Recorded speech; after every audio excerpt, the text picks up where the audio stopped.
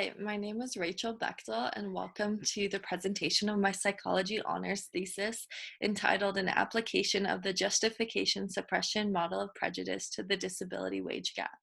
I was advised by Dr. Jessica McManus for this project. So in case you need a digital version of this presentation that's compatible with accessibility software, feel free to follow the link at the bottom of the screen. Before I begin, I want to explain that I will be using identity first language. So instead of saying person with a disability, you'll hear me say disabled person, as this is the published preference of the deaf community. And I also want to acknowledge the people that have helped me on this project. So to Dr. McManus, who has helped me come up with ideas, has read through countless drafts. I just can't thank you enough.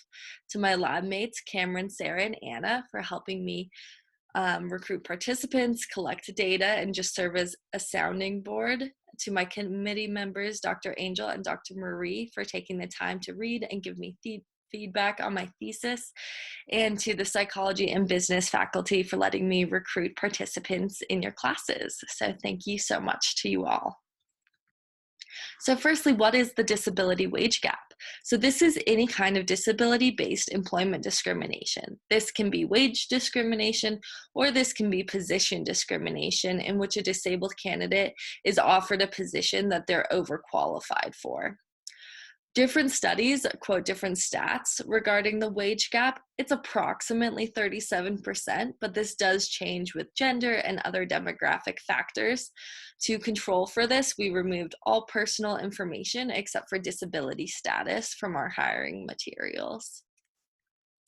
So to give you some context for the wage gap, there are a couple pieces of relevant legislation. The first is the Americans with Disabilities Act, or the ADA. The ADA prohibits all disability-based employment discrimination for qualified individuals. So qualified individuals are anyone that can effectively complete a job either with or without a reasonable accommodation.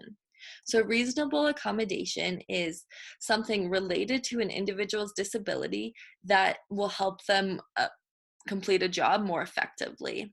And it's considered reasonable as long as it doesn't cause a company or an organization undue financial hardship. The second piece of legislation is the Fair Labor Standards Act. Unfortunately, this act does allow for disability-based employment discrimination. However, it doesn't apply to qualified individuals and is therefore irrelevant to my study. So, previous research cites some possible causes of the wage gap. The wage gap may be due to employers' perceptions of productivity. So employers are viewing disabled employees as less productive. However, when you control for possible differences in productivity, the wage gap is maintained. So this is an inaccurate perception. The study also cites the employer's perceptions of functional limitations. So employers are perceiving that disabled employees have certain functional limitations. However, when they asked the employer what kind of limitations they're perceiving, they were limitations that weren't related to the employee's disability and didn't actually exist. So again, inaccurate.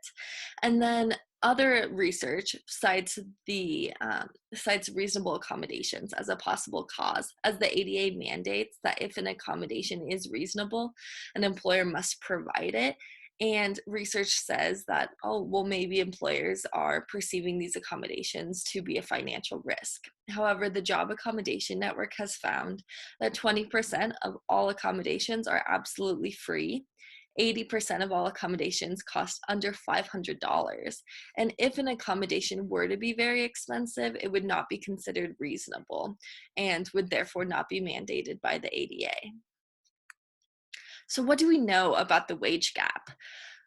Previous research has shown that the wage gap actually widens with educational attainment. So employees with a master's degree that are disabled actually experience a greater wage gap than disabled employees with a bachelor's degree, which is kind of counterintuitive. So to explain that, I looked to different social psychology theories. So the first is the stereotype content model. This model posits that two factors determine stereotypes. The first is how warm a group is perceived to be, and the second being how competent a group is perceived to be.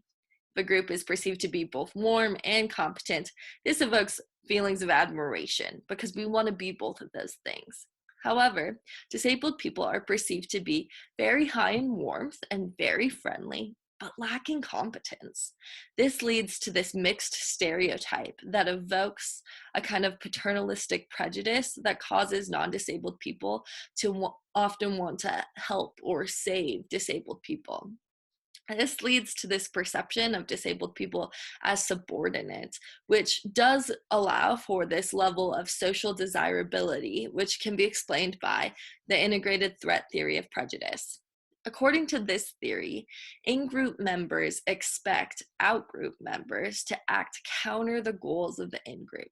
However, because disabled people are perceived to be as subordinate and not competent, they're not perceived to be a threat, which allows them to have this level of social desirability.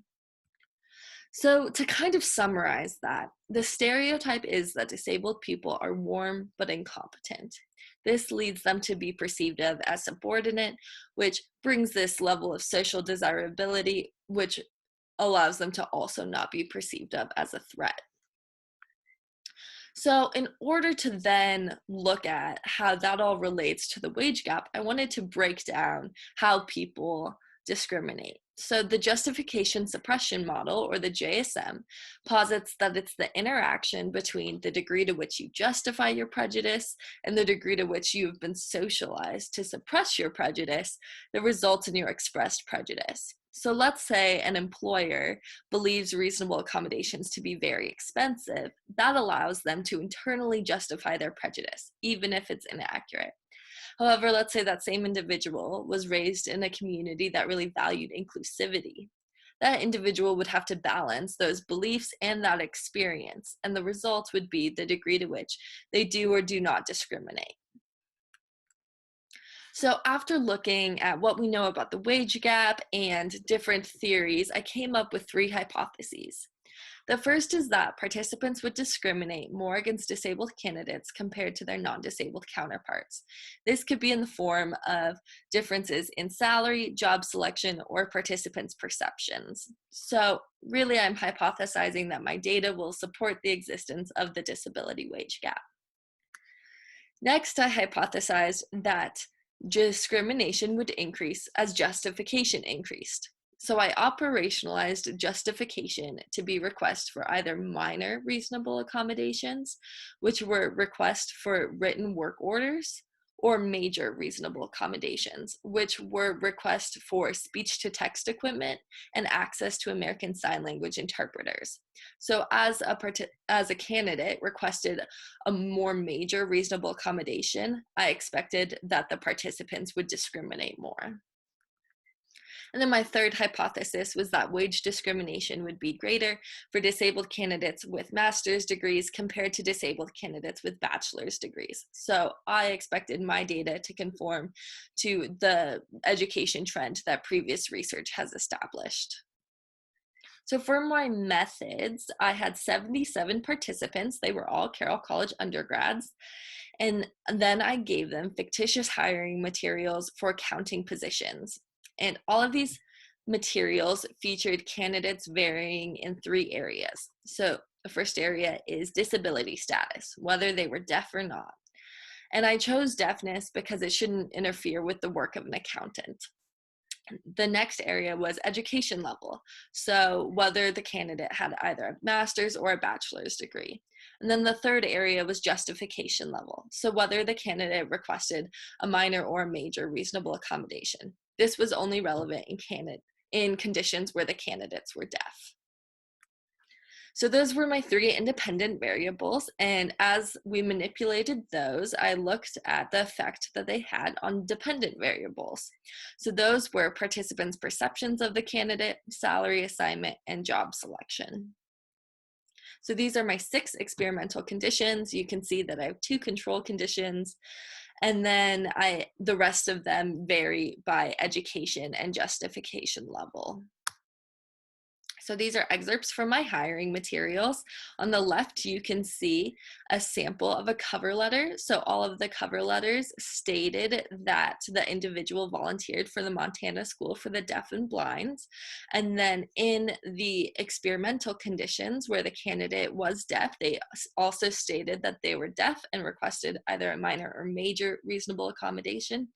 And the control conditions didn't include that. And then on the right, you can see a sample of a resume, and these just varied by education level and commensurate experience. So next, we gave the participants job descriptions. These included average education, years of experience, salary, and just some more basic information. We gave them the job descriptions of 4 different positions in the accounting field. And then we also had them choose an appropriate salary. There were 7 options, with at least one salary option being appropriate for one of the job positions. So next, participants filled out the hiring perception scale, where they would say how much they agreed or disagreed with statements such as, the quality of work that would be performed by this candidate would be equal to or superior to that of my other employees. So next, results, the exciting part. So our results showed that disability had a significant effect on participants' perceptions, such that participants perceived disabled candidates more negatively than their non-disabled counterparts. And you can see that in this graph. The higher the perception, the more positive the perception. So non-disabled candidates had an average perception of about 7.6, and disabled candidates had an average perception of about 6.6, and this was a significant difference. Next, there was no significant interaction between disability and education on participants' perceptions. So no matter the level of education, if the candidate was disabled, they were perceived more negatively. So to discuss this and posit maybe why we see this, I would say that the achievement of either a bachelor's or master's degree caused our candidates to defy the stereotype of disabled people as incompetent, which caused them to lose social desirability and be perceived of as a threat, according to integrated threat theory. So our next result was that there was a significant interaction between disability and education on salary. And when I probed this, it was shown that only in the low education condition, disability had a significant effect on salary.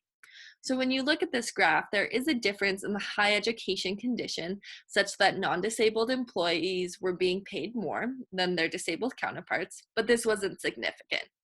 However, in the low education condition, disabled candidates were actually being paid more than their non-disabled counterparts, and they were experiencing a significant wage advantage.